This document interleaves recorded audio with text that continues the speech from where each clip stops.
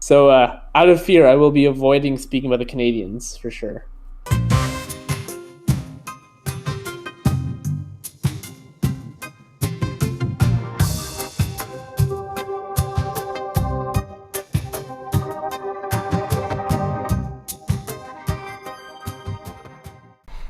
So they've heard our itinerary. They know where we're going, where we're traveling. We'll All see what right. I include. We'll see what I include in the intro. All right. All I right. might just clip Shrey saying I won't criticize the Canadians. No context. Yeah. Oh, yeah, yeah, yeah. Wait, what are you recording? Redacted name has been scounging for all the lost food. All right. So Canada. This is an old article. So I think this came out in May, but I had it kind of tucked away and I forgot about it, and then I just remembered it, and it's still something that's relevant, which is just the job market in Canada. So we've added 41,000 jobs um, in 1 month, which seems like a good number of jobs until you realize that population growth was over a million in the last year, which slightly outpaces the job growth for one. Which is like 80,000 people a month. Yeah, it's just half. It's Yeah. half. It's not looking too hot on that front. But one of the interesting things about gaining 41,000 jobs is that we're actually losing full-time jobs. We've lost 6,000 full-time jobs. Contract work has stayed around the same, but we've added 47,000 part-time jobs, with an average wage of like $33 an hour for all jobs, I think. Which I want to add that if this is also more part-time than not, that means that $33 an hour may be, a fuzzy number, I'll call it, where Yeah. it may not add up to a full yearly salary than may be expected. And yeah, that was the whole article. So, any takes on the part-time market, fellas? I mean, things are looking up, right? The government's going to be just talking about more jobs for everyone. Yeah, sure. So it sounds like things are just doing well. The unemployment's gone down, Hmm. People are working.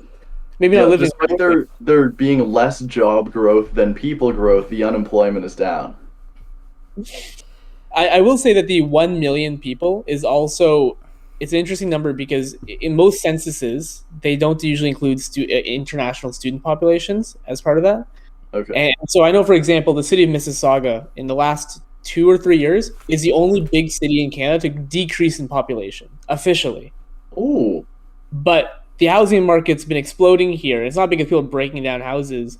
It's just because more and more are being taken up by international students, and so they're not being counted as part of the census. Oh And so yeah. So I would be the surprised. so the housing and job market is even worse than they're Yes, pretending most it likely. is. Yeah. Another Well, interesting thing about housing is that when people talk about the number of empty houses, it includes houses that are owned but don't have like permanent residents, which means cottages are empty houses, which is something that's, kind of reasonable depending the type of cottage. Hmm. But also student housing is all empty housing. Is a fun statistic in there. A little manipulation. oh yeah, absolutely. I mean, I think even the city of Kingston does it, where they don't count us as part of the population officially, right? Yeah. And so Yeah. service and everything is based off the permanent residence population, which doesn't make any sense, given that The people live in students make that city. Listen, all government metrics after the year like 1970 exist solely to cook the books. Like they Yeah. don't reflect. They're not. It's not there's no issue in that they don't reflect reality. The whole point is for them to not reflect reality, so that you can like point at it and say either, oh, look how badly we're doing, or look how well we're doing. We could Yeah. we could literally be like on the verge. Like there could be a Great Depression style crash tomorrow, and we wouldn't know it's coming because there's just so much noise on like government and economic statistics on purpose. And then on the other hand, the economy could be genuinely doing well, and you'd never know. Yeah. Yeah, you never know because you ain't getting a raise. Yeah. But yeah, also it's kind of like a post-human argument where it's like, oh, lives could be getting better. That shit doesn't matter. I want to know if investment is good. Where was it? Calm markets are good markets, and the whole point is to not scare people, no matter what it is, either big or good or bad. Well, everything is so now pegged to the stock market, which is itself governed by like fake pseudo commodities, that it's like we're now all held hostage by vibes, right? If they let the vibes go down even for 1 second, it's over. Yeah, economists be like, bro, it's a real science. And then, I think confidence was low. I love that shit. Every time that happens, whenever they're like trying to do all their math and it's just like, oh, we need to start measuring confidence. Like, I think confidence is fundamentally resistant to being measured. Like, if you go up to someone and like, if everyone's getting asked, are you confident right now? Their confidence is going to go down. Oh, I think like the two black pills for me was one when Alberta, the NDP won in 2015 in Alberta for the very first time, and instantly the oil prices crashed. They didn't do anything. They just nothing won. had happened yet. No, they're here. And then the second time was when Facebook changed its name to Meta, and they changed the stock to Meta, and then Meta Manufacturing, which is like a small manufacturer in Toronto, their stock price just blasted upward because they shared the same name. Like, there's no good reason for this. It's just vibes. Yeah, it's all vibes based. If the vibes go down, then everyone like starves to death. That's like we're held hostage by the vibes market. Also, economists be like, everybody is rational and works in their own best interest. When two companies have similar names, it all falls apart then. Like, it can't even survive two things having similar names. I love that shit. But anyways, thinking of good and especially bad vibes, I think it's time we break into some good old landlord news, where in BC, with temperatures going up to, I believe it was 45 degrees Celsius, landlords are saying to their tenants that they're going to get evicted if they install air conditioners. Their two excuses being, oh no wait, it was 38 degrees Celsius. And yeah, landlords are trying to find ways to stop tenants from buying AC units for their houses. Some of the landlords are saying that the house's electrical supply might not be able to handle it, which is just made up. Like, that's it doesn't like exist. Literally fake. Yeah. The actual reason, I'm pretty sure, is because either they included the utilities in the lease in order to get people to sign it, and they're like desperately trying to stop people from using even like a watt of electricity. And then I think the other issue is that it's like a lot of rental units are criminally in bad shape, and if you have a wall mounted AC, then it could like knock down the building due to putting weight on something load bearing, or like just dripping water on the side of the house. It's funny because that was the other reason they gave. Yeah. And then they had like a bunch of engineers commenting on this, and they were just like, if your house is in this bad a state, you should be getting like financially ruined anyways. Yeah, you deserve to have the house fall down. Yeah. Like, you should have to pay to rebuild this entire thing if you've let it get in that bad shape. It looks like from a cursory Google search in Ontario, I know that Premier Ford recently changed a law to make it more easy to get your own air conditioner, and it's harder for a landlord to stop you from getting an air conditioner in your household. So thanks. Well, that's the thing about mobbed up populists, right? They sometimes they just like do something good by accident because they don't really know what's going on either. Yeah. And wait, that was Doug, you said? Yeah. So he's a big guy, so he probably knows what it's like to be really hot. Yeah. So here, the change in law, so it's easy. I don't know what this means though, because it doesn't really explain. It just says that the proposed changes would enhance tenants' rights to install air conditioning units. The government's also proposing to strengthen protections against evictions due to renovations, demolitions, and conversions. Yeah. Mm-hmm. So it's better now, whatever it means. However better, it is better. Well, that's good at least. But now, it's funny that, like, What's one of the reasons BC is in such a bad state right now is the wildfire season is still raging there. They're currently at 460 wildfires active, with over 100 evacuation orders across the province issued. We can do better. Yeah. Well, maybe some of these buildings that aren't fit for ACs will burn down, and they'll have to rebuild them.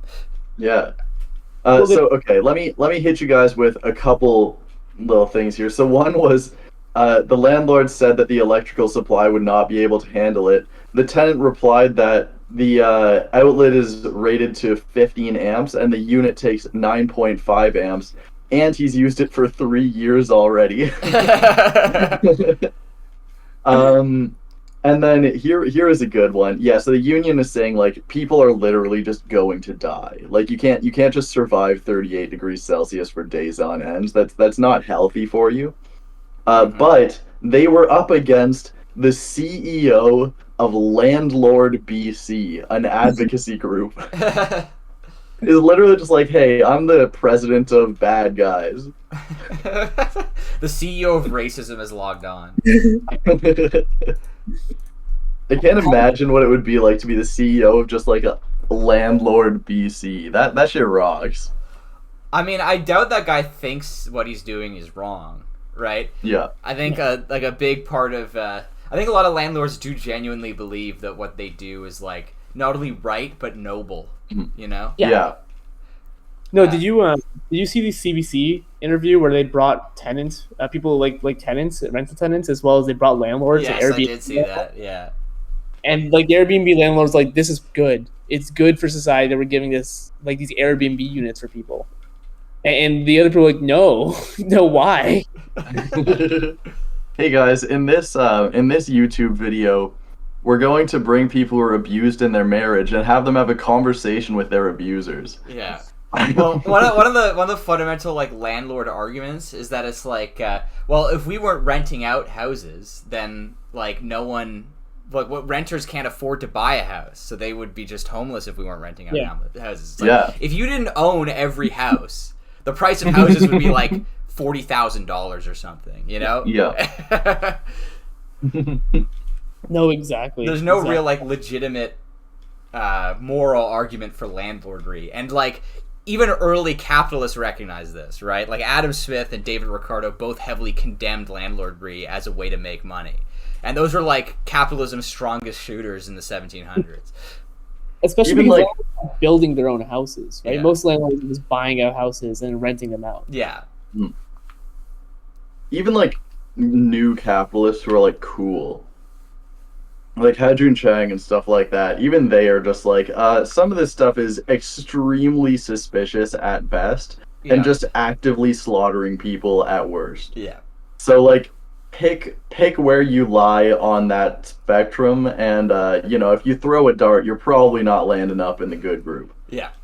But the BC Minister of Housing responded, and he said that he hopes. Oh yeah, I saw this. I hope tenants and landlords can figure it out together. I need a picture of the Mussolini "I agree" thing. We'll get that for the thumbnail, maybe. I don't know about the thumbnail, but maybe I'll drop that for the chapter. What was it? The province has the ability. Okay, the province has the ability to mandate that landlords make changes. We pay so freaking much for rent in Vancouver. Why do we have to settle for less than having like living conditions, like breathable, cool air that you can breathe and live in? Yeah. I am trying to figure out, like, logically in my head, what's stopping governments from making this the law. Like, what happened? They're like, no, we can't give people the power to have their own AC because that'll ruin everything. Yeah, I mean, you know, it's just the landlords are the people that have more money, so they have more influence, so you don't want to annoy them. Yeah. And the landlords don't want to pay for those utilities. Yeah. That's and they're extremely chintzy, you know? That's every single thing they're gonna fight. Like, yeah, you're a landlord, you don't have like a real job. Yeah. No, you don't understand. All it's you really have hard to do is spend time just advocating for your own self-interest, which is advocating for not paying utilities while the tenants have all these jobs they have to work. They don't have time to advocate. Listen, you don't understand, Spencer. Some of these landlords are living from their tenant's paycheck to their tenant's paycheck. All right, They are. That's a tough life. Could you imagine the guilt? Like you have to work hard at therapy. Yeah, it's really hard work to take the quarters out of the washing machine. That's just heavy. You don't understand. It's really hard for them because they have to like sleep at night knowing they're taking away from other people. That weighs heavy. Yeah, the moral weight alone. And look, I forgot to get the quarters from the washing machine last month, and that's like 50 pounds. I could hurt my back doing this month.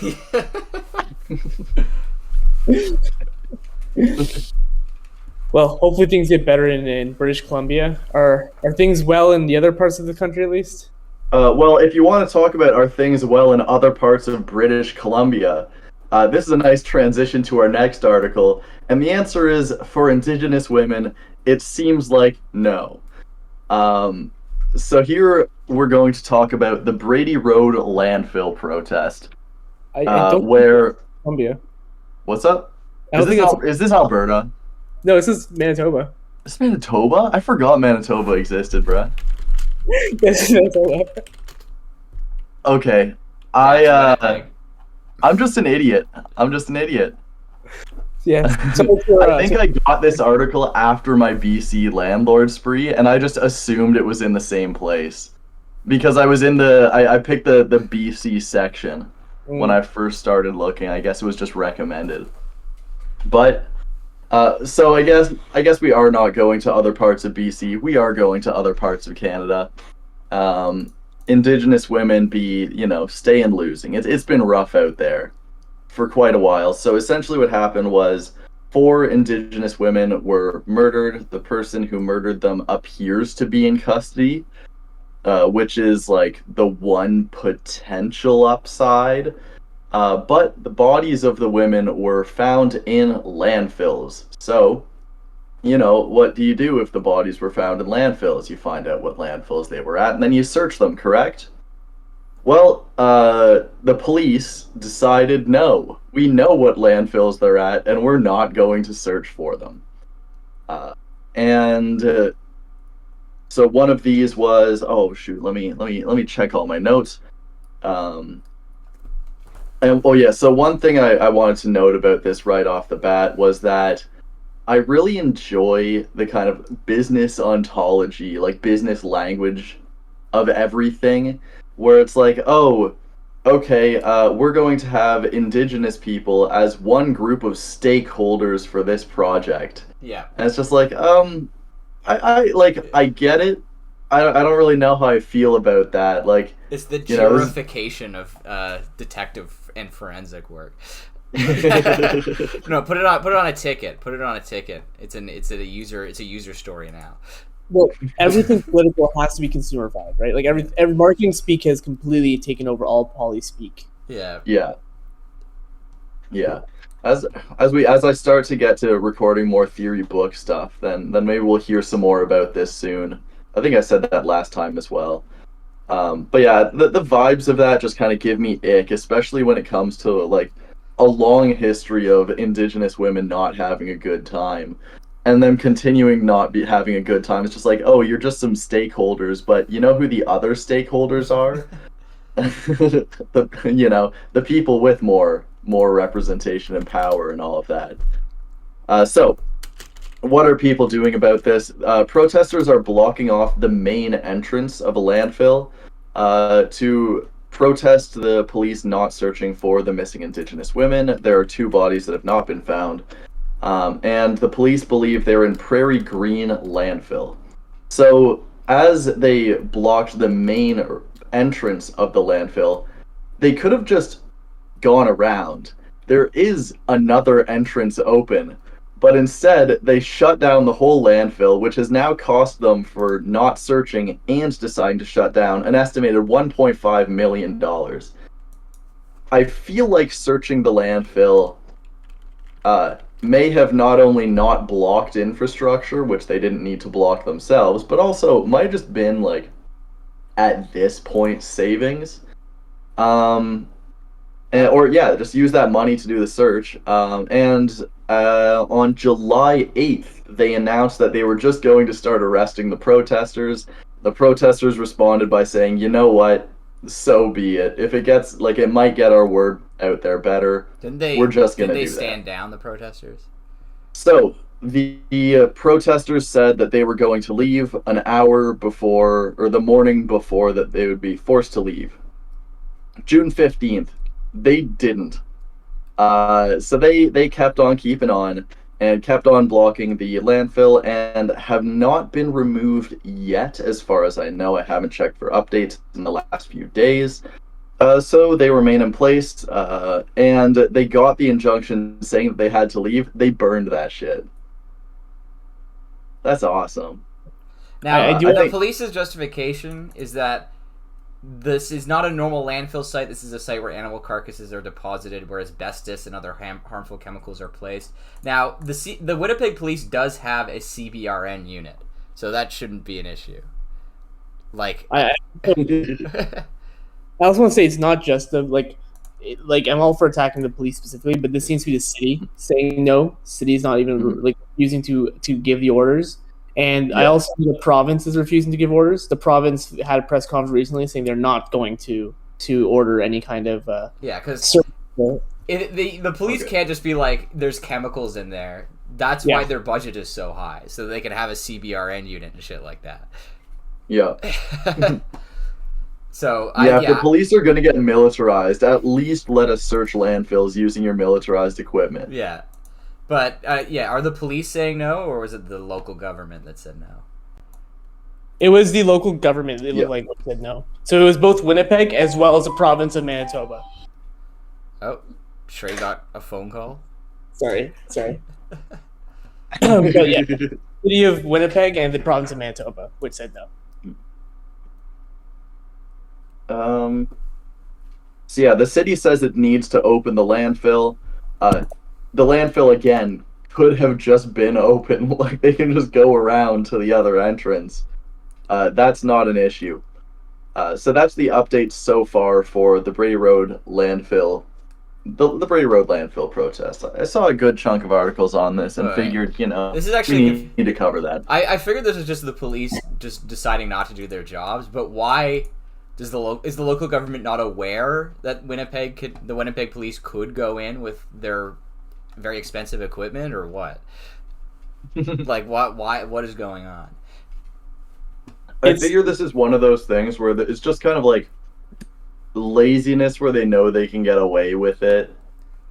Was there was there a cost assessment where the Winnipeg police was like, yeah, we're gonna charge $500,000 to do this search with the CBRN equipment, and then the government was like, no, we won't do that. And now they've racked up a $1.5 million bill, and it's too late to do anything different.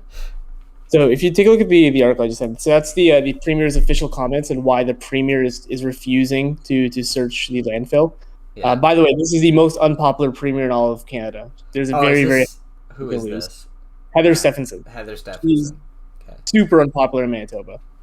There's a 90% sure she's going to lose the election this year. But she's just trolling on her way out then. Her argument was that the asbestos and other toxic chemicals and so on, and so we made that a very difficult decision that she has to protect all Manitobans, including those who have been asked to go into the landfills. So they're going to protect the police from having to touch those chemicals. Okay, so here it is. They received a bill for $184 million to search the landfill. That seems to be $184 million. The feasibility study concluded a search could take 3 years and cost up to $184 million. That's fucked up. Yeah. Why? Did the Winnipeg police throw out all the fancy equipment and now need to buy it back, or what? Maybe they have to go through each piece of garbage one at a time for 3 years. You could just do you could have just done a shitty search. Yeah, you could have just gone in, done a shitty job, and then be like, "Yeah, we didn't find him." Yeah. I feel like it's not going to help anyone. Well, in that case, you could say at least you tried. Yeah, in theory, you've done something at that point. It seems like they've decided to do the worst course of action possible, which is to just like spit in the face of the aggrieved families and do nothing.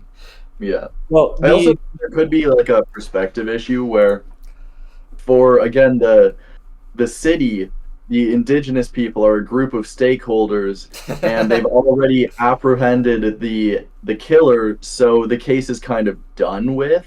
But the indigenous people want their people back. So that's kind of So that's what kind of Premier Stephenson said, that she wants to focus on more quote unquote. And for those, I know it's an audio medium. For those who can't see, I'm doing my air quotes with my fingers right now. For more preventative measures versus trying to fix this issue with the bodies that are there.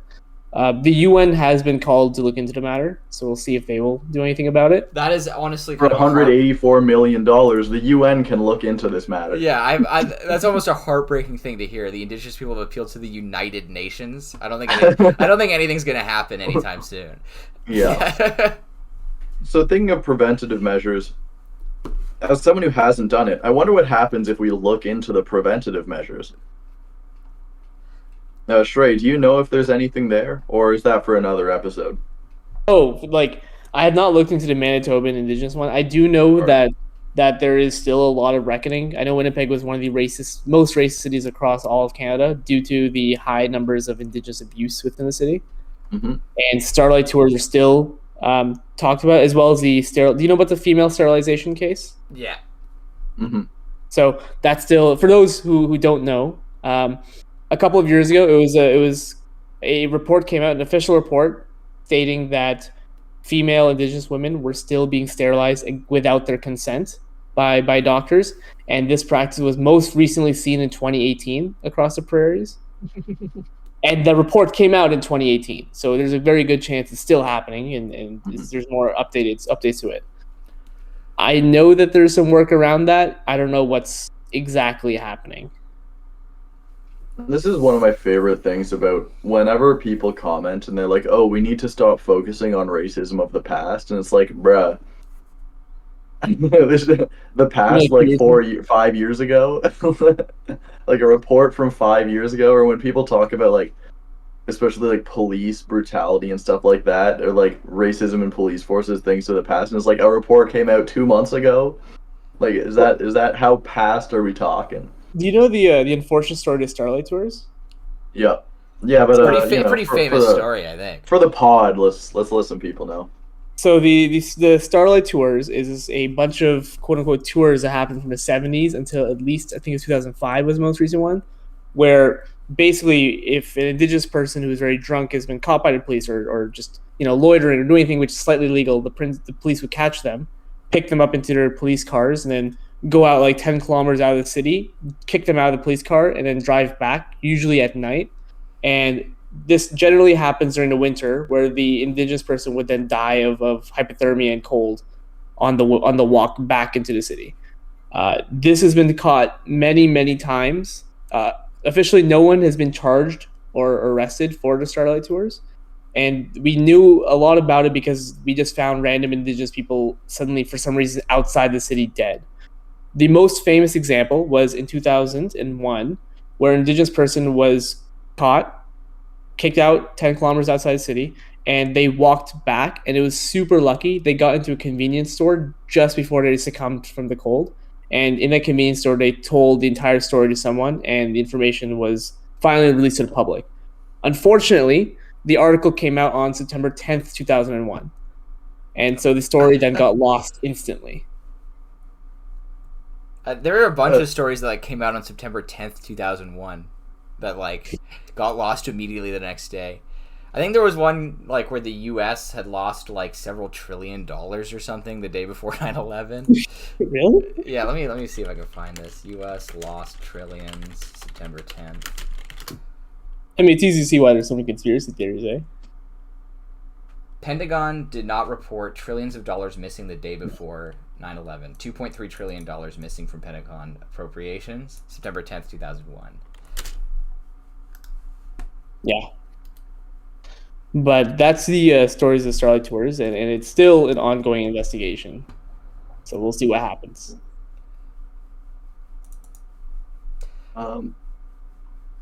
I think the whole 9/11 investigation, I find that so funny because, even if you think it was just something that happened, similar to, it's one of those things where the investigation was just botched. And I don't know if it was like they were trying to do shit faster because it was a big story, so they skipped the regular shit and then just blew it all. Or, I don't know what's up with that, but that's one of my favorite little tidbits is they made it so easy. It's like the JFK assassination as well. If I'm going out of my groove a little bit here, the my favorite thing about it is it's just like feeding for conspiracies. Yeah, sometimes they get a little sloppy with the conspiracies, Yeah. Make it a little too easy for the schizos to latch onto something. Yeah. Careful, guys. We're gonna get demonetized if we go down this route anymore. You're right. You're right. All right. Well, thinking of getting demonetized and conspiracies, allow me to introduce us to my next topic for the episode, which is Ukraine. This is, I guess, international news. We're hitting our international news segment, which is cluster bombs in Ukraine. So, Ukraine has requested cluster bombs from the U.S. and seems to be using them.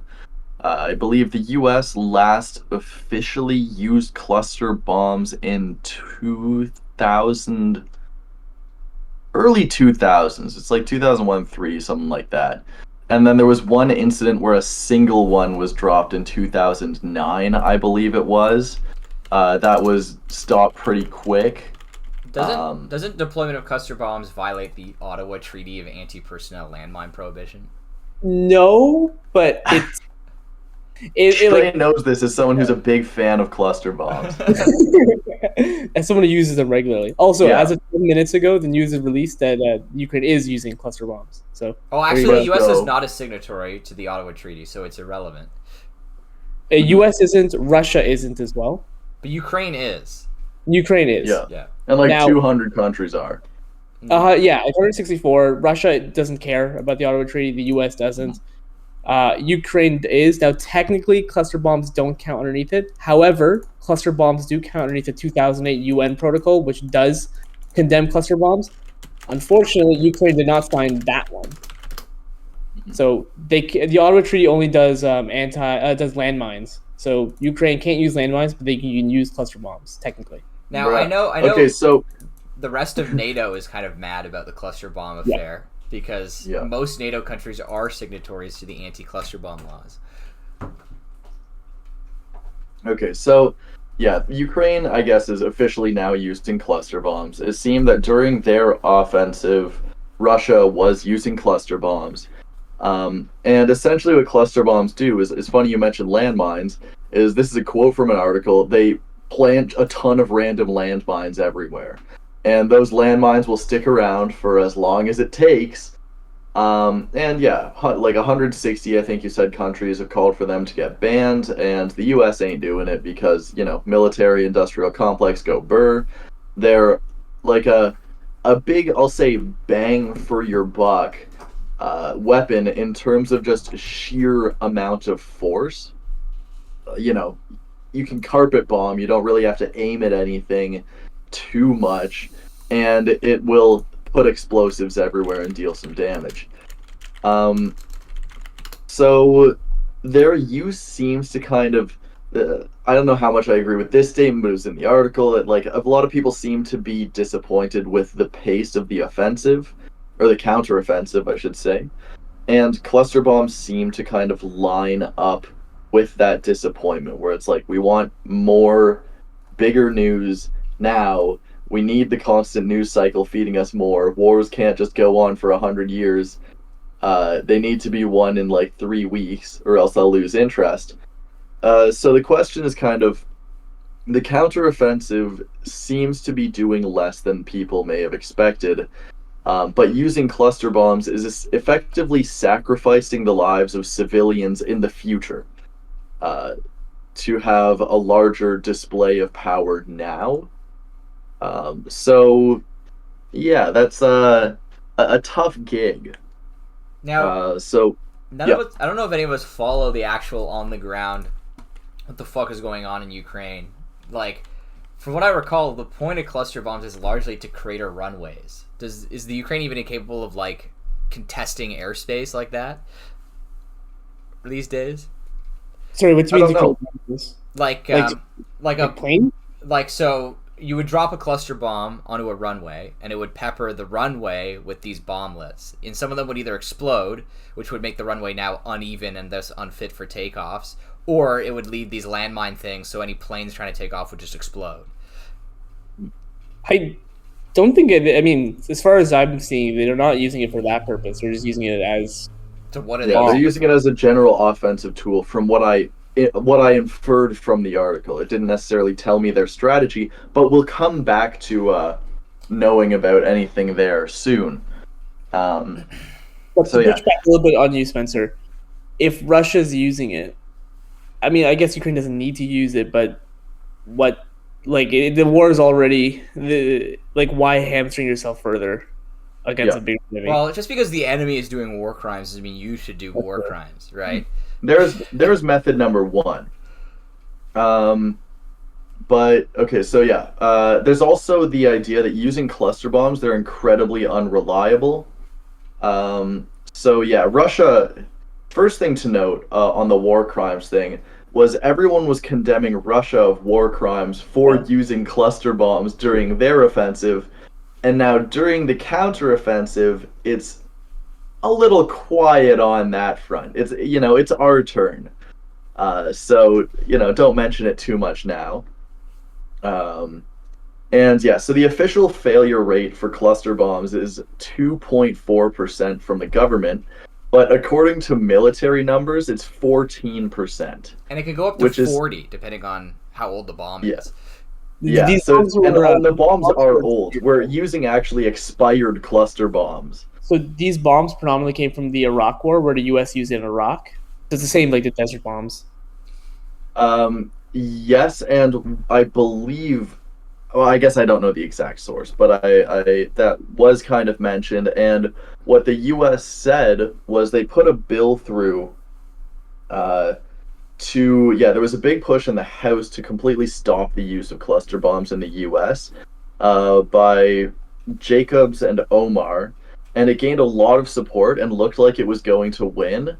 And then it was moved from the Ukraine military package over to a different bill that was it got packaged in with something that was led by Matt Gaetz and Marjorie Taylor Greene, and somehow it got shot down by everyone.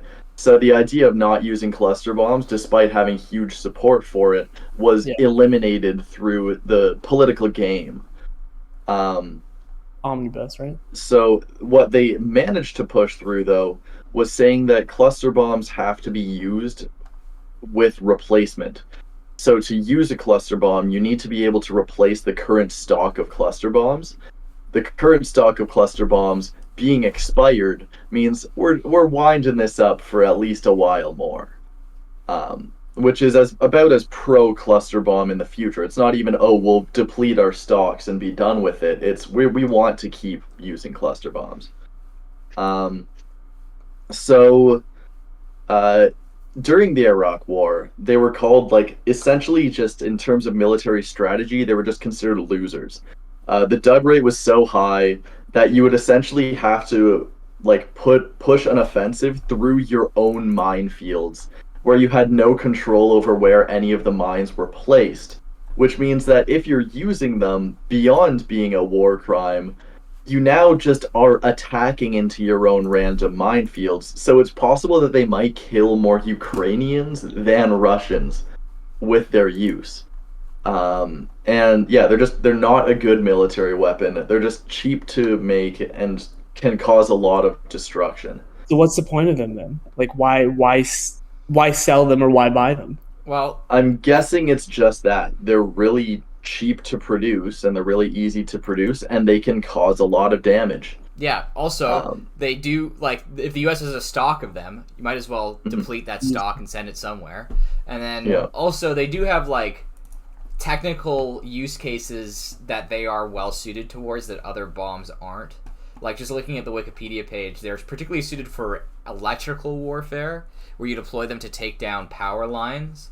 And they are particularly suited to destroying airfields, because they make the airfield unusable. But, like, I don't know if that's what they're going to be used for in the Ukraine. It looks like a lot of historical uses were for neither of those, just indiscriminate bombing campaigns. Like in Vietnam, when they were used to clear out areas of the jungle where it was expected to be surface-to-air missile sites. So Ukraine's gonna end up like Cambodia then, eh? Yeah. Where it's just random mines forever. Yeah. Yeah, essentially. That's the idea.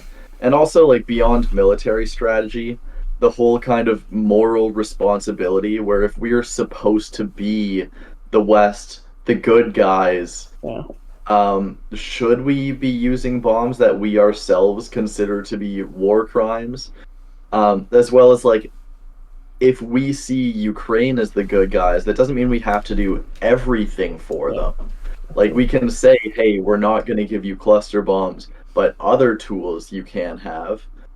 And another little tidbit about this war is we've seen, in terms of different weapons, this is our first war where we've had socially acceptable drone usage, where you see, like, 18-year-olds in VR goggles just remotely bombing people using drones, and then just cheering it for it like it's a video game. And I think that's a little dystopian for me. Love that word. I think there's an episode of Black Mirror about that, but I haven't watched Black Mirror. Where it's like you can make the enemy appear inhuman or something like that. And the whole kind of inhumanity of this war, where we have all the technology, we're able to see just like kids killing other kids, like by hovering drones above them and dropping grenades and stuff, and everyone's like, yo, this rocks. It's a little strange. Well, I know a drone researcher personally, right? Who works in AI planning and drones, and it sounds like we're getting to the place where it's even more inhumane, where it doesn't even need a person to drop the bomb. Yeah. I will say, as someone adjacent to that sphere of research, the idea that, like, of having completely unsupervised, like, AI drones that do their own target selection is not. I don't think it's that realistic anytime soon, even for the Ukraine war. Just because, like, but it might get tested. I guess it might get tested. They might deploy it and be like, see what it does, you know? But especially if they, like, have plausible deniability and alienation from the actual use of it. Like, if Ukraine does it, then they could say, we didn't do it, they did it. But the general, like, issue with these target-selecting drones is not that they don't work. They would probably work very well. It's, like, a very solvable problem. The issue is that if they make a mistake, it is much, much worse than a human making a mistake. Because if the human makes a mistake, that's one person that's liable. If a drone does bad target selection, that's like that's a really messed up chain of liability. Like, from the researchers that created the drone, to military appropriations that chose the wrong drone during trials, to the, like, actual level of the military hierarchy deploying these drones. It's just like, it's not a technical challenge so much as the liability issue of having target selecting drones is that if they mess up, it's pretty catastrophic. And also you have to kind of consider that if there is an AI, like, that is a complete model that is done and being put out there. So if one of them ends up targeting your own side, you know that every single other drone is potentially also targeting your own side right now. That is true, yeah. That makes sense. But, like, what a lot of like human-led weapons do now, where, like, a human is the one pulling the trigger and stuff, is they distinguish friendlies from non-friendlies with, like, IR markers, which are like pulses of infrared. But, like, a human operating one of those knows that if he sees someone without an IR marker, that person's probably a civilian, or that person is an armed combatant. That's a little bit harder for a drone to do. Yeah.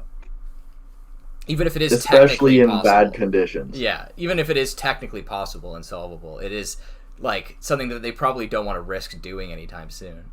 Well, that's kind of the magic of AI is we don't need to understand how they do it, do we? No. It's all black box. Yeah.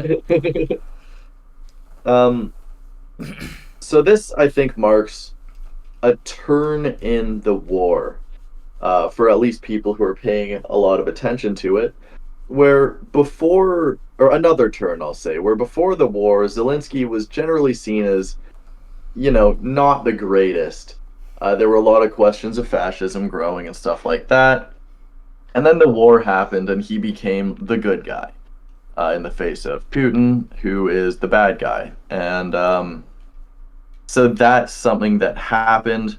Who mentioned something in the chat earlier about Zelensky, like Ukraine still selling off state assets during the war, I think which is like a beautiful, like, kind of fascist core move. All right, if you're gunning for like the fiscal policy of fascism, folks, if you're looking for high risk but maybe high yield investments, privatization.gov.ua is selling off state resources from the Ukraine right now. This isn't even like black market. This is officially the Ukrainian government pulling off like just eBay privatization, like early Soviet collapse level, just selling off state assets. If you are interested, they've got some fantastic collection of old buildings, including laboratories, active running mills and flour and bread factories, as well as some really good collection of cars, including some nice Mercedes-Benz that are giving out for very, very cheap. So if you need like a Mercedes-Benz, like about $300, you can go buy one. The issue is transportation. How am I going to get that fucking thing here? That's your problem. It's funny how like there's active factories on the market. I don't know. I feel like co-op heads, Spencer, you should probably be buying that, turning it into a worker co-op. Hand it over to the guys who work in the bread factory. It's probably costs like $15 Canadian right now. Yeah, buy it for $50 and then just give all the workers ownership and just fuck off. Like it's just at $50, For those who think we're joking, no, like there's some buildings there that are being sold for 15 Canadian. Yeah, we found one was for $14.37. Like a full building. It's insane. I don't even know, like, what's the point of privatizing that? You're not even making any money off of it. I guess we need to check if that's in territory that has been or may be cluster bombed. which actually does play a big role in property value from this point on in the east there. I think another issue is that it's like this is probably something they were doing before the war, or they've also been receiving IMF loans throughout. And it's Jover. A big thing the IMF like makes a requirement to receive loans is privatization, is selling off state assets and stuff like that. Like when the IMF gave loans to Poland, Greece, Jamaica. Poland. Well, I think the former Soviet bloc is like a crazy one because it's like countries that went from being Soviet puppets to like free, nominally democratic socialist countries that, in order to stay afloat, needed to then become capitalist countries by sell everything off. The IMF loves doing shit like that. I wouldn't be surprised if the Ukrainian government doesn't even want to privatize the $15 house, but the IMF is like, you got to do it if you want another loan. I need $15, bro. I can't imagine being a government and being like $15. Like, bro, you can pick that up, walk into the corner store on a lucky day. Yeah. Well, with your luck, that will be a corner store. Yeah. I'll turn it into a gas station, but like bikes only. Oh, speaking of war crimes in the Ukraine war, I think last episode we talked about bricks. Just a quick update. I'm being vindicated yet again on bricks being fake, not a real thing, as South Africa has straight up banned Putin from the country now. There's supposed to be a BRICS conference in South Africa, I think in like Cape Town or something, and South Africa has told Putin to not bother coming, and if he wants to come, he has to come online because he's banned. I'm gonna come. Well, for what it's worth, I was at the G20 And at the G20, the Indian government gave a couple of speeches. Like they gave a lot of speeches, but one of their speeches was about how India is going to rule the world in the future. Yeah. And a big part of it is that India is working with countries like Russia, like South Africa, Yeah. and they refuse to use the word China though in the entire talk. They even include the new currency without talking about China, which really upset the Chinese. BRICS is not real. I'm sorry. It's like it's copium for people who hate the United States. And listen, I'm a USA hater myself, but it's not. That's not the way out. Like maybe the C in BRICS is the way out, but not the whole. That's not a real alliance. It's not going to do anything anytime soon. All right, I'm gonna have to jump back in. I have more articles on Ukraine, fellas. Okay. The first I'm gonna do is like a pre-article thing, which is just like we've seen that the whole Eastern Bloc, after it kind of aligned itself with the West, all the Balkans and stuff like that, have just not done well. No. And one of the things that I've really questioned about the war in Ukraine is like, how much are they fighting for? If they win this war, do they just become another like collapsing Eastern Bloc country with a declining population and a declining standard of living? Or like what's really in it for their future? And that's one thing that I've thought about quite a bit. Because it's not going so hot over there. Who are you talking about? Sorry, Russia, the Ukrainians or the Russians? Because I feel like the Ukrainians see it as an existential conflict and they're going to be wiped out or something. I mean, I guess it's both.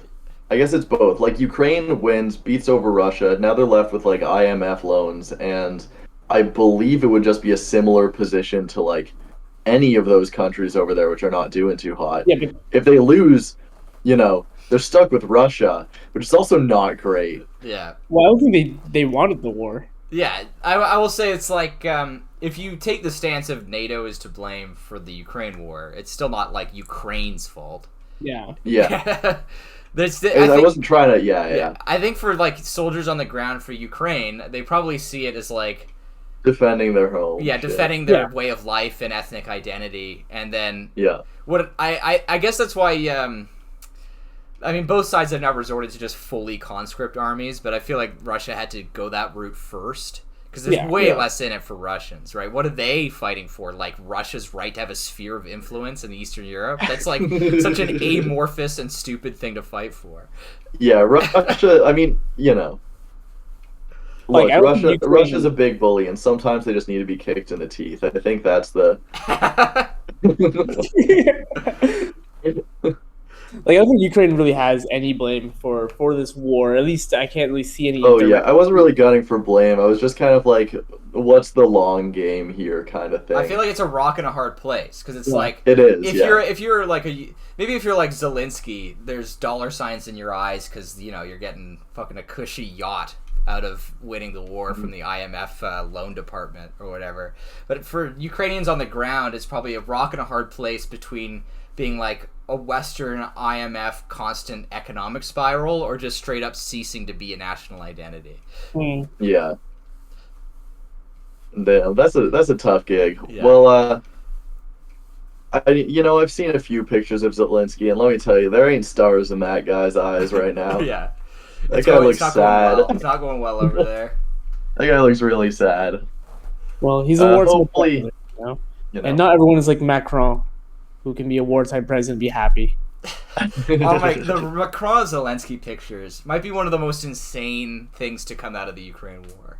Do you want to explain to the audience? Yeah, so for those who aren't aware, you could probably just Google this. Just look up Macron-Zelensky photo shoot. It might still be the first result. If not, scroll down and you'll know it as soon as you see it. But basically, when Russia invaded Ukraine, Zelensky had a lot of pictures of him where he was like wearing casual clothes and like had like stubble and stuff because he was up for 72 straight hours coordinating a counteroffensive or defensive or whatever. Macron had like a moment where he decided to do a photo shoot where he was like aping the fit of Zelensky down to having like stubble and messy hair and was like faking like taking phone calls about the war and like holding his head in his hands and looking all tired as if France was being invaded.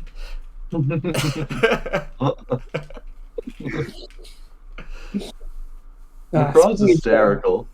Speaking of France, oh my god, yeah. I think you Okay, would so stay with France. let me finish up with Ukraine because I spent like 12 hours on this shit. Okay, keep going. Go off, King. So Go ahead. here we end up with I lost one article, so we're just gonna go into what I thought would be my like. I thought there was another one, but we're just going into the last one. He's cooking a custard right now. So this is a wider trend. Like I said, Zelensky wasn't exactly loved before the war. He seems to have some tendencies, as we'll put it. And what is also happening mysteriously right after they started using cluster bombs is they're blocking journalists from covering the war. And any journalist that has ever said anything that might be somewhat critical of what Ukraine is doing seems to be getting booted.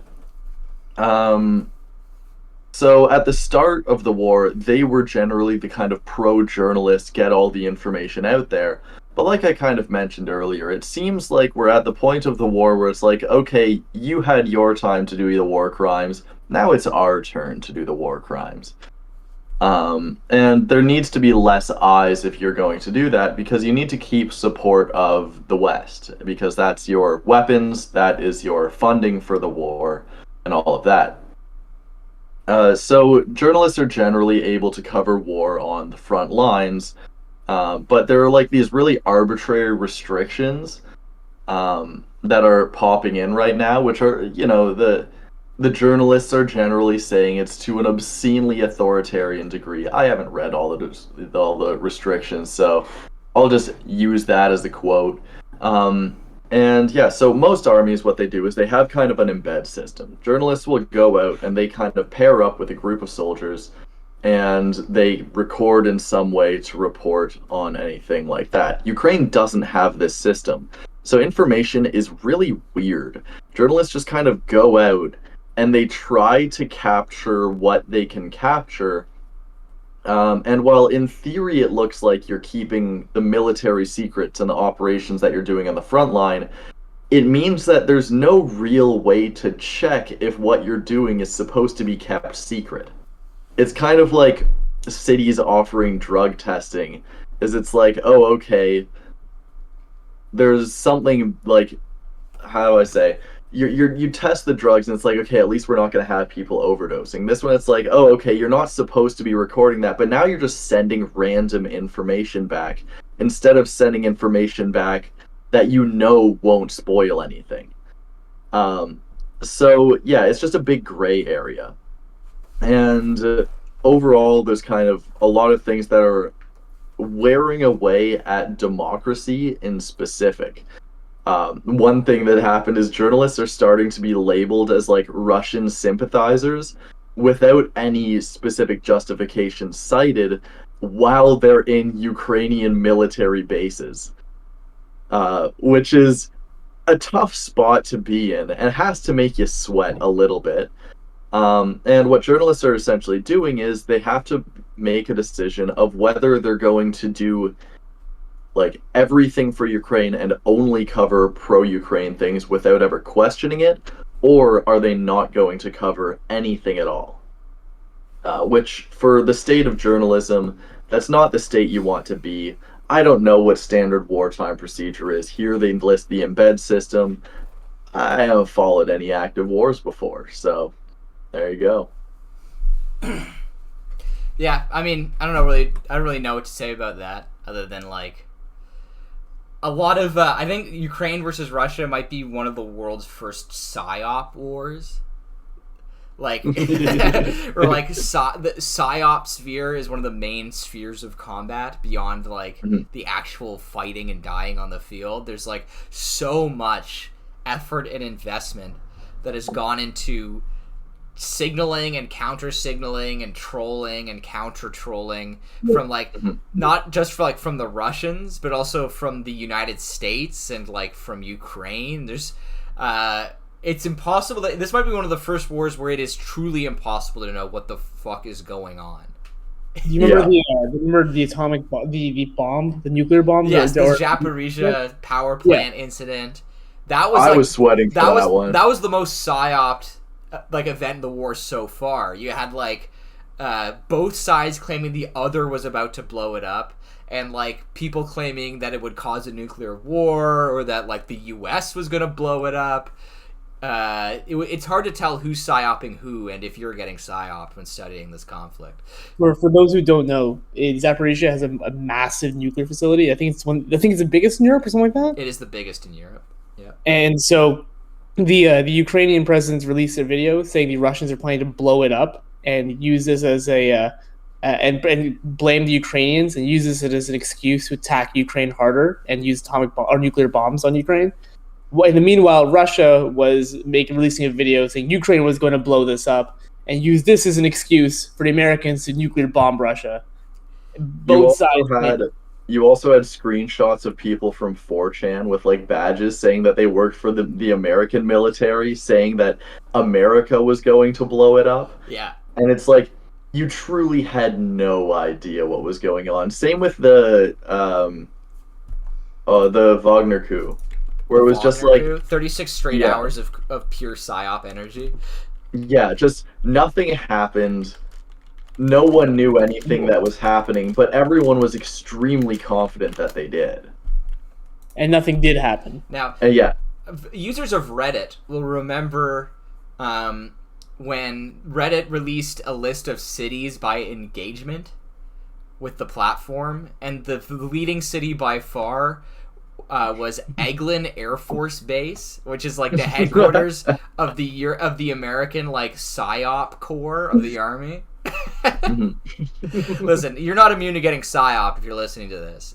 Everything is a PSYOP until proven otherwise. Look up Eglin Air Force Base Reddit. What is Eglin Air Force Base? Like, are they like usually what is it supposed to be? It's the source of there's like a special operation. There's like a unit station there that was specifically like the PSYOP army unit. Let me find this. Yeah, special operations. Yeah. No, major units assigned. I think this is also part of a wider trend that we're kind of going through in politics right now, where everything is reactionary. Mm-hmm. Like you're either okay, there's wasp outside. I thought it was inside for a sec. Where generally you're either like a right-wing reactionary and you're sick of like things getting worse and like the liberal elitism and stuff like that, or you look at the right-wing reactionaries and see all the like dumb shit they're doing and you're like reactionary against that, and you have to be like disgusted at all the shit that they're doing that's like eroding at women's rights and stuff, whatever. And everyone's just like full of contempt and disgust constantly, and it's just constant shit flinging instead of any actual real discourse about anything. You just can't have that. Yeah. Most addicted city, Eglin Air Force.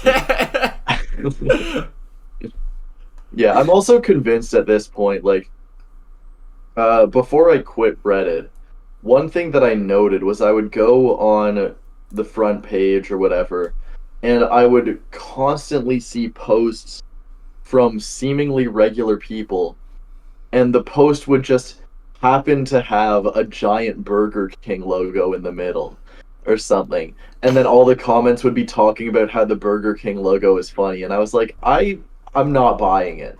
Like, this is 100% an ad. But at the same time, what if people genuinely just found it funny? I have no clue. Yeah, it's impossible to tell. It's impossible to tell. Anyways, we're coming up on over an hour. Should we discuss the Zizek article or leave that for next week? No, let's discuss it now. Okay. I think we can get through it pretty quick. Shall I read the summary, or do you want to? You can. I've read the article, so I already know what happened. But sounds good. I went since we when I was busy Nixoning, when I was doing nothing related to this podcast, I had a lot of time to read articles over the last like 6 weeks. Mm-hmm. So essentially, what Zizek says is that between the Wagner coup and the Wagner coup, tying it in. See, yeah, I totally planned that, guys.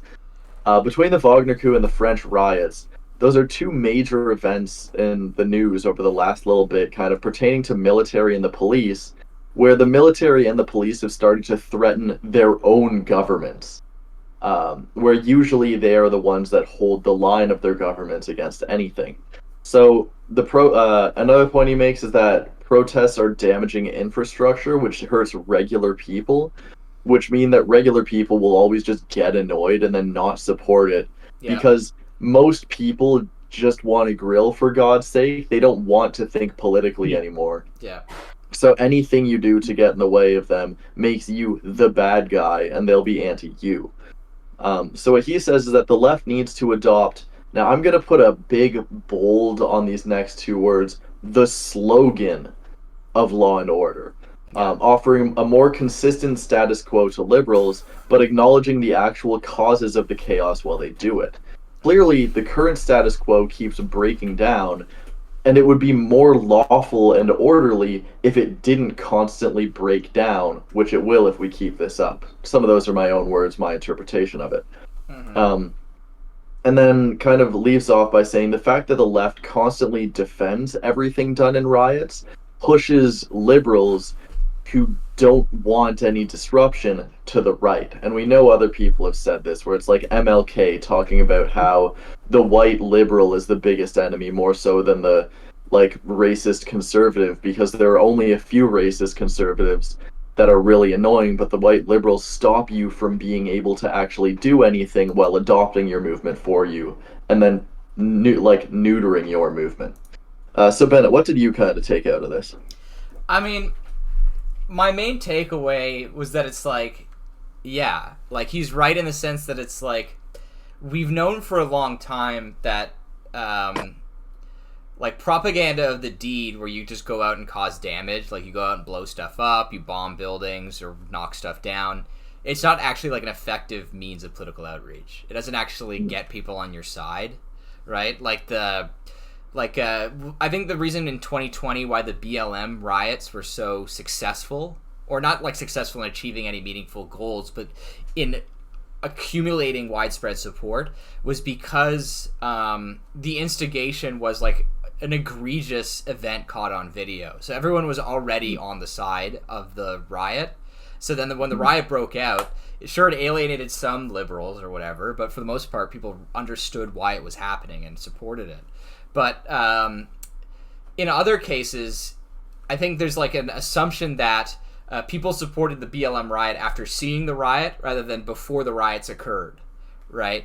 The rioting is not really an effective way to get people on your side. It might be an effective way to hold the state hostage and demand change, but it hasn't. You need to have everyone on your side first before you riot. Yeah, I like the example of the Extinction Rebellion that you usually give. Yeah, my favorite example of why this doesn't work is the Extinction Rebellion, which is a purely blocking infrastructure thing, where Extinction Rebellion is a kind of, I guess not militant, but kind of slightly edgy environmentalist activist group, and they in England were blocking passenger access to trains, commuter trains, which annoyed the hell out of people just trying to get to work, which is the worst. I can't even, I gotta say, just on a side tangent, that had to be a psyop. What the why was Extinction Rebellion picketing trains? That doesn't make any sense. But yeah, it kind of destroyed the movement for a while in England, where it just made working class people think environmentalists are their enemy and the enemy of their prosperity, which might be true, but that was definitely not the point XR was trying to make, right? Though I think XR was also supposed to be kind of the extreme arm of something, and thinking of psyops again, they're now institutional. Yeah. Which some people are saying, okay, maybe they'll be able to make change that way, and some people are saying, oh no, we got taken over. Yeah, I also think there's kind of this leftist, I would say more left liberal or anarchist trend of kind of thinking that chaos is epic and based and cool, right? Yeah. Which in a sense it can be, right? Good things can come out of chaos and periods of chaos, but to most people, to most human beings, chaos is bad, right? It disrupts their way of life and routine, and pegging leftism to chaos is kind of a mistake, right? It makes to an average normie, right, who sees the left attach itself to riots and to movements like that, no matter how justified they might be, like in the case of the Paris riots over the murder of the kid, that puts in the mind's eye of the normal person that, like, oh, if the left wins, that's just an eternity of riots and chaos, rather than like a reordering of society into a new order of things. And like, most people don't like chaos. That's just the core of it. Most people don't like the idea of like a permanent instability. There's a reason why people don't like it, and like, they're not wrong to feel that way. So I think like Zizek is right that like the left needs to emphasize that the current state is bad, but what they're proposing is not like an eternal riot. It's not like an endless orgy of chaos. Yeah, I also kind of, in my interpretation, I read a couple people's interpretation and just did not. Like, they were like, oh, this is so confusing, I had to read this so many times. I didn't really think so. It was pretty straightforward article. Like, if you read it slowly, I didn't think you were going to miss much. But, yeah, I thought that where it's like the current civil unrest that's constantly happening right now is a result of the current structures and power as it exists right now. Yeah. And I think that kind of needs to be made a big talking point when riots happen, as it's like, instead of saying, oh yeah, we have to back all the rioters, you just have to say, like, this is what happens if you don't make change. This is what happens if you don't listen to people. We will make that change so that these riots don't happen. Like, we will hear you so that you don't feel like pressured into doing riots and shit. Yeah. But yeah, I kind of enjoyed this as kind of a different take to How to Blow Up a Pipeline by Andreas Malm. Where what he says is like, eventually people will get so annoyed by constant riots and violence and such that they will eventually just snap to being like a reactionary change maker in that same sense, where they'll say, fuck it, do everything to stop this violence, and then they'll cater to demands. And I think his was for the climate change movement, where it's like, if we want to solve this, then we need to say that by not solving it, there's going to be constant disruption. This one is saying we need to kind of offer, instead of pushing for that destruction to get the snapback, we need to offer the peace that would be the result of not necessarily a snapback, just moving that way. But what I do think I had kind of trouble with this is that it also assumes that in change making, people think about politics now, which I don't think they do. I think people want to do anything but think of politics, which is also an idea that I got from Zizek, interestingly enough, in like A Thief in Broad Daylight, where this assumes that people will listen to you offering law and order, as opposed to just watching Fox News and seeing looters and getting angry, or something like that. Yeah, I mean... Shrey, you had... Actually, yeah, go ahead, Shrey. No, I was going to say something completely different from this, but this is more interesting, so I want to go down this road. It is kind of like... I guess that one of the points of failure for Zizek's proposal is that the left could be like, we don't want there to be riots, and we're proposing a way to stop them. That doesn't mean that, like, right-wingers or even centrists aren't going to leftists for their opinion.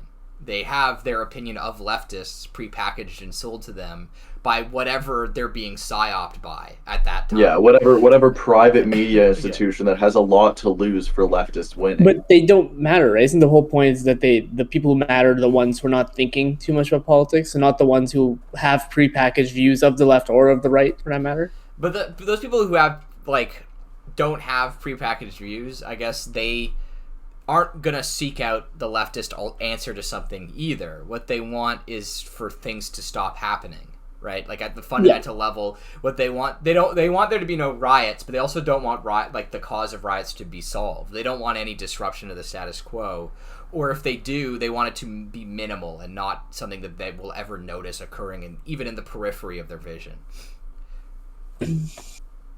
I don't know. Like there's some small things, and these might be very very small acts, so it might not matter in a grand scheme, but like the biggest example I see is the Albertan carbon tax, right? Alberta was one of the first provinces to put a price on carbon and pollution, not because the oil companies were desperate to put a price on oil. In fact, it hurts their profits, but because they saw that it was going that way. So in order to avoid a protest or avoid a future less friendly government, they collaborated with the Alberta government and had a price on pollution. And that's just like keeping the status quo, making that minimal change to avoid any kind of protest or anything, but keeping it law and order and keeping it stable, if that makes sense. Makes And sense. I feel like that's what he's trying to say. He's trying to say, like, it doesn't have to be a massive change, but just a change in that direction to keep things stable and avoid having to keep going through these regular protests. Yeah. Like, I think the thing is, though, it's like, if the left could just, like, be in power and then make the changes they want, there would be an empirical, like, relationship that people could see of these changes were made, and these things that used to happen that were disruptive we didn't like stopped happening. But in order for that to occur, the left has to get into power first, which is, like, kind of a major obstacle right now. Right? Well, another example is Pride Parade, right? Like, there was so many riots and violence and just constant demonstrations of pride that eventually helped normalize it, and now in most places in Canada and the US, if not all, gay marriage is legal. Yeah, but also my thing with, like, pride and even older kind of purely social movements is that making a concession on gay rights is, like, so minor a concession, not for gay people, obviously for them it's a major thing, but, like, from the perspective of capital, why would they care? Right? This doesn't threaten the bottom line in any way. In fact, if anything, it expands the market of people you can market to, right? Yeah, it exists not as a real reason. It exists as a culture war to distract you from a class war. Yeah. And you can always just replace it. Yeah. Like, like, conceding to pride is not as nearly a huge thing for capital to do as, like, conceding to environmentalism or conceding even to, like, fixing the problems facing the French immigrant community. That's, like, socioeconomic and redistributist things that, like, actually hurt bottom line and don't, in fact, mean a greater market to market to. If anything, a more restricted one and a more restricted set of things they can do. No, that makes sense. And even the carbon tax in Alberta was very, very minor, so it wasn't that big of a deal, like I said. I want to, I guess, kind of leave this off with going over the kind of media narratives over leftists and stuff like that. I forget if this was exactly Extinction Rebellion, but I think it was Vattenfall, a German power plant, I think it was a coal plant or something like that, had some protesters go up, break a fence, and they just kind of went and shut the power plant down. And it just wasn't active. And all of the media, when talking about it, referred to it as a quote, a completely new phenomenon of violent pressure being used to shut off production and directly intervene in the German energy system. And they talked about a trail of destruction constantly. The trail of destruction referred to two fences. Yeah. Two regular fences that were pushed down. It was nothing, but that's kind of your leftist violence. So I feel like a lot of this article, yes, the riots are a big thing, but it relies on the idea that leftist violence is accurately portrayed or is available to be accurately portrayed. And I also wanted to ask, Bennett, you have an article on revolutionary potential and the army. Yeah. And I remember one time we discussed this and said that police are not necessarily the same as the army. But with further militarization of the police and with what we saw in France, police potentially turning against the government, do you think that police could be a stand-in for social pressure, for revolutionary events? What it comes down to is is the army going to stop them from doing something versus like the police have enough power even now to overthrow the government if the military does nothing about it. But if the military decides to step in and preserve the status quo, even the militarized police can't do anything about it. I think like a good historical example would be Spain during the Spanish Civil War.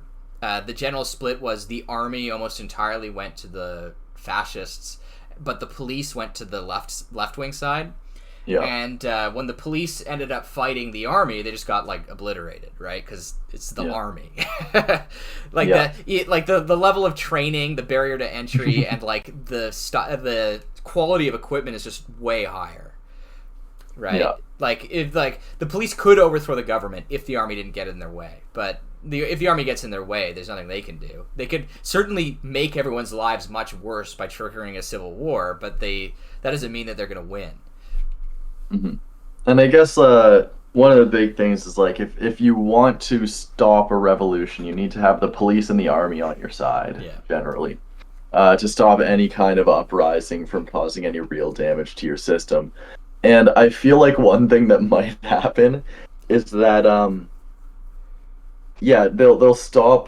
They'll kind of forget to actually, police are demonized in the public eye. People don't like police. And I think right now people are really starting to dislike police. They never loved them. Yeah, they were never. But really now liked. It's like people just hate police actively at this point.